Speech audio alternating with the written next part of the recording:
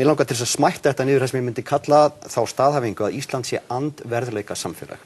Ísland, það ekki þannig að Ísland sé bara ekki verðleika samfélag, heldur Ísland andverðleika samfélag. Andverðleika samfélag. Og það felst í því að allt sem heitir reynsla, geta og þekking á málefnum ekki bara sniðgengin, heldur oft beinlínis fyrirlitin.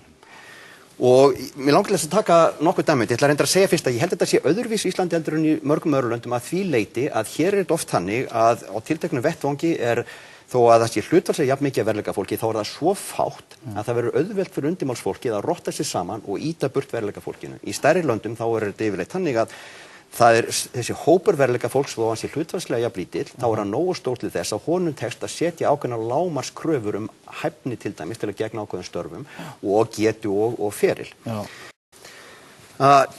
Svo ef við tökum svo stjórnmálaflokkana þá ástandið eiginlega ennþá verra þar vegna þess að þar þetta andverðleika samfélag algert. Því að það aldrei tekist á stefnu í neinum málum innan stjórnmálaflokka í Íslandi. Aldrei. Það eru fylkingar hérna og það eru fylkingar í stjórnmálaflokkunum og ef við tökum eina fræga fylkingu þá það Össur versus Ingibjörg Sólrún í Samfylkingunni. Ég veit ekki, ég hef aldrei talað með þess að fylkingar hefðu eitthvað ólíkar stefnu í pólitík. Þetta eru bara valdablokkir. Og vegna þess að baráttan innan stjórnmálaflokkana snýst alltaf völd og aldrei stefnu, þá hefur aldrei verið mótuð stefna og það ekki til nein stefna, það ekki til nein stefna í menntamálum, það ekki til nein stefna hérna í atvinnumálum, það engin flokkar sem hafa svona stefnu. Og ég held að þetta sé kannski helst ástæðan fyrir því að hrunið var eins hrikalegt og raunbar vitni. Fyrsta lagi að þessi bóla var blásin upp svona ofboðslega áður en hún sprakk og hins vegar að viðbrögðin við því hafa verið nánast engin. Þetta algjört fum, það algjört kaos.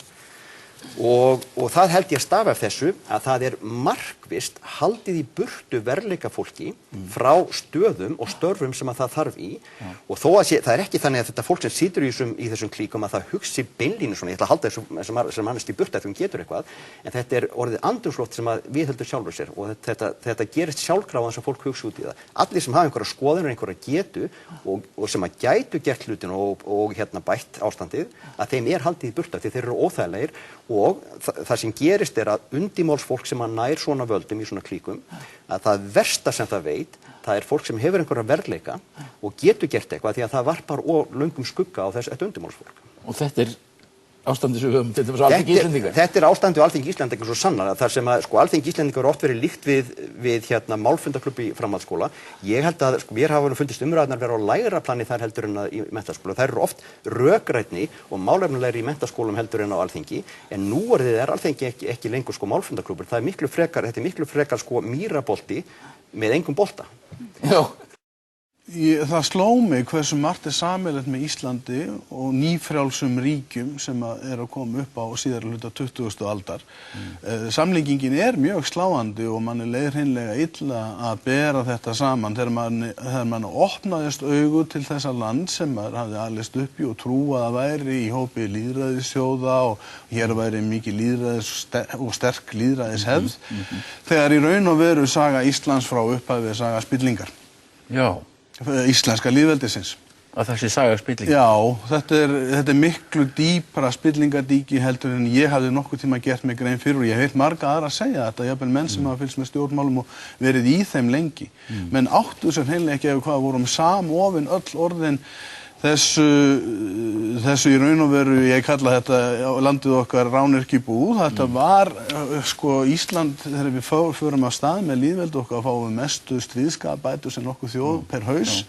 Síðan kemur herinn og verður stór mjólkurkú hér fyrir ákveðna atvinnurekendur sem fá einkaleyfi á að nýta þessa auðlind sem búin til sérstaklega í kringum nokkuð fyrirtæki og síðan áfram haft á skömmtunarkerfi þar sem að hinn pólitíska kerfi samofið sérstöku skömmtunarkerfi og verður ekki lýðræðiskerfi heldur eins og ég kalla það höfðingjaveldi og afríska vísu þar sem eru úthlutunarkóngar, skömmtunarstjórar.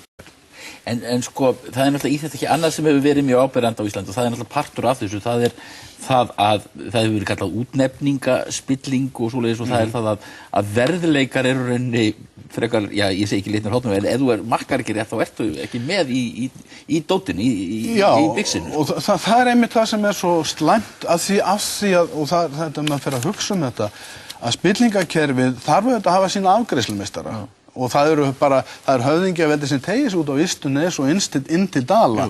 Það sem menn búa sér til keðju, hollustu keðju, það sem að er raun og veru færi band fyrir eigur þjóðarinnar sem gengur fram og aftur og til að rísa innan þessa kerfis er ekki spurt verðleika, heldur hollustu fyrst og fremst. Í annan stað þarf svona pólitísk kerfi að hafa sína menn í stjórnsýslu. Stjórnsýsla í þróuðum lýðræðisríkjum er búin til að setja lélegum stjórnmálamönnum skorður. Þannig að þeir geta ekki skandalisera. Það er búin til regluverk og ráðherrar, þingmenn og stjórnarformenn byggðastofnunar, þeir mega ekki skandalisera. Og það er einhver sem á að segja hana. Með því að hafa sína menn þarna inn í toppstöðunum, þá er engin sem passar upp á. Það er regluverk í stjórnsýsla hreinu líka og það er það sem við erum að sjá núna í kjölfar hrunsins þegar maður fara að grafast upp. Það var engin sem sagði neitt vegna þess að þetta var allt vinir og bræður. Og þetta vinnur auðvitað gegn því að upp í gegnum bæði viðskiptin og stjórnsýsluna komist hæfast af fólkið. Gunnar Helgi Kristinsson hefur held ég talið það í einhverju bóka að það 50% af stöðum í stjórnkerfinu hafi verið. Ég held að það sé 40%. 40% séu. Og ef við segjum að, ef þetta er rétt hjá mér, ég er ekkert viss það, en segjum að það séu 40% af stöðum sem eru pólitísk úrslutum, segjum að helmingurinn af þeim, í helming þeirra staða hefði verið hægt að fá hæfari einstakling, þá erum við 20% sem er að vinna beint tjón með andverleika stefnu sinni og okkar vegna þess að þeir hæfustu komast ekki að til að vinna öllum gagn. Það er að segja almannahagsmunir eru stöðugt fyrir borðnir í þessu kerfi og þegar maður horfir á sögur rányrkjubúsins þá er stöðugt unni gegn almannahagsmunum. Og einstaklingar sem eru virkilega hæfir, þeir geta ekki eins og maður hefur séð í öðru löndum, önnur lönd eru spilt, maður hefur séð það á Vesturlöndum út allt, en þeir geta þá leitað annað. Þeir hafa eins konar áfrýjunarrétt, annars staðar í samfélaginu geta þau komið sér fyrir, en hér tegir kerfið sig út allt. Og það er bara vonlaust að losna úr þessu og ef menn reyna að losa þessu úr þessu þá er bara ofsóttir í fjölmiðlum.